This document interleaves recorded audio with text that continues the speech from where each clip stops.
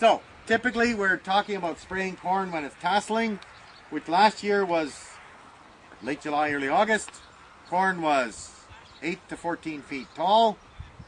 And if you sit in the seat of that machine, the real tall corn, you're looking right at the tassel. Okay? So that's the job at hand. That's the machine, or some other kind of, some other brand of high clearance machine. What are the challenges for you as the operator, or for the machine to get that job done? What do you need to know? Oh. What do you need to know? You don't have to know how to keep it between the rows. You don't, or you do? You do. You do, okay? Because if you get off the row, you're running over corn, and run over corn doesn't grow back. Right? It's dead. Yes. And corn laying on the ground doesn't go in the bin. Okay? So it's knowing where you are in the field. That 30 inches, 20 inches, whatever your row spacing is, okay? And that can be a bit of a challenge because there's a lot of plant material there.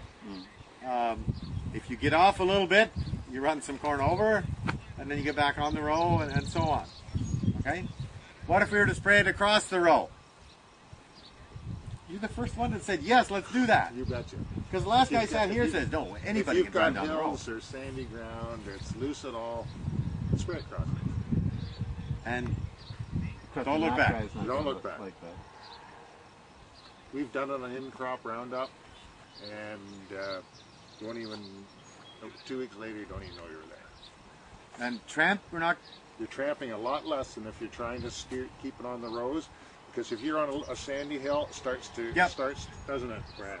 Starts to catwalk, and you'll take a row down 2/3 of the way down the field before you realize it's with the back wheels. So when you're spraying, you just spray it like it's a 100-acre field. Forget where the rows are. Don't worry about where the rows are. Okay. Let a little air on the air ride seat, so a little smoother ride. It'd be nicer if it was rolled. Oh, of course. Okay. Yeah, with a little. Yeah. So it's a. But we have a lot of growers that are rolling their cornfields to prepare for no-till soybeans next year anyway. Okay. Okay. So doing a better job of that then just makes the ride a little bit smoother. Okay. So knowing where you are, and you can decide. We'll go with the rows. Yes, we can stay in the row at 5 miles an hour. Of course, if you go 9 miles an hour, you cover almost twice as many acres an hour. Okay. Can you stay in the row? How big is the corn? Is the wind blowing? Uh-oh. Is it dark? I don't know. Can you spray in the dark and follow the row? Pretty hard. All those tassels, and where should I put the headlights, right? So that's a bit of head. Okay, so visibility, or knowing where you are, is one challenge. What else? Dust, right? Somebody said you do about 40 acres and blow the rat. 40 acres, blow the rat. So it's got to be a routine thing. The radiator, both the one for the engine and the one for oil coolers, that sort of thing, need to be kept free and clear of accumulation. Otherwise the fluids go squirrely in temperature and you could do some major damage there very, very quickly. The other thing is they got that dry material, you got hot surfaces. Those two things, when they come together, can end up as fire. So you're in the middle of the field, you're dialing 911, fire department please. Hi, it's me, I'm at such and such a 911 number on this road. I think. But you know with confidence because you still got the work order or whatever address beside you, or it's your own farm. And, well, where are you? Well, I'm in the field. You may not be able to see me. Because it's tall corn and the machine is...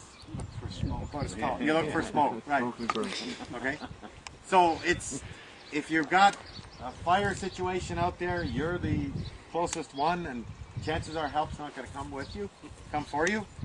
So get a working fire extinguisher, know how to use it. One enterprising young lad this morning said, I'm going to plumb a hose and a nozzle off my big tank and pump. And if I got stuff in the tank, I could put the fire out. I'm not sure that's it. I'd rather see clean water on that deal. But anyway, he shows he's thinking. Okay.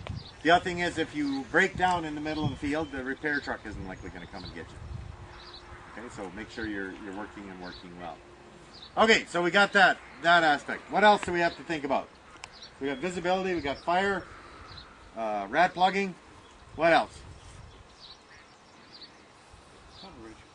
coverage. So as we go through the field, that boom's up 8 feet. And the miller goes up 10 feet, and the Haggie goes up 12 feet off the ground. The belly of the machines are still in the 5 to 6.5 foot clearance. Gator's about 4 if it hasn't been stretched with extensions. Okay? So the belly of the machine's about 5, the boom is 8, which means the boom is still dragging through the corn. So is that a problem? Boom's coming through, pushing the corn over, flips back up. We got a nozzle right behind that pipe. So as the nozzle, as the corn leaves sweep over the nozzle, is it affecting the distribution pattern of the nozzle? Yes. Is there anything we can do about it? No, because the leaf's there 1 second, part of a second, and it's gone, right? And then it sprays. All the droplets are still coming out. They're still somewhere this far from the top of the plant. The machine leaves, the plant goes back up like this. So you put those droplets in there from the nozzle. So what are the conditions inside the canopy compared to outside the canopy? More humid. More humid inside. Probably stiller. Still air inside versus outside. What about temperature? Cooler. Cooler. So we have more humid, cooler air, stiller air. How does that affect the life of the droplets? Makes it last longer. Makes them last longer as droplets, right? They will still eventually evaporate, but at a slower rate than if they were outside. Wind isn't carrying them off, so they're in the canopy. The big droplets that hit something will bounce. The big droplets will shatter. The big droplets will redistribute onto other leaf surfaces. Okay, they don't hang on vertical surfaces. So the big droplets, I think, will, as they tear down, they will get down through there. Okay, the real small droplets that are buoyant in air will float around there, but they're not being carried off with the wind. Humid conditions, cooler temperatures, they stay as droplets for a longer period of time. So I don't think it's a big concern with coverage. I think we get the water volume in there. We do as good a job possible of atomizing that spray. We shouldn't have a big problem. Okay? How do we deal with washouts, rocks, catch basins, Creeks. things that could put holes in tires? Creeks. Creeks in the field? Trees. Oh, trees. No, I said creeks. Creeks. Okay. How do you deal with those as you're cruising through there? Oh shit. Oh, shit. What was that? Yeah. Damn. Okay. So those are things that if you're spraying your own acreage, you likely have a good idea where it is. If you're hiring someone in, you know, how do you explain to them, watch out for the creek, okay? Or the wet hole or whatever, okay? It's, you're going to be halfway through it by the time you figure enough to pull the stick back, so it's a bit of a challenge.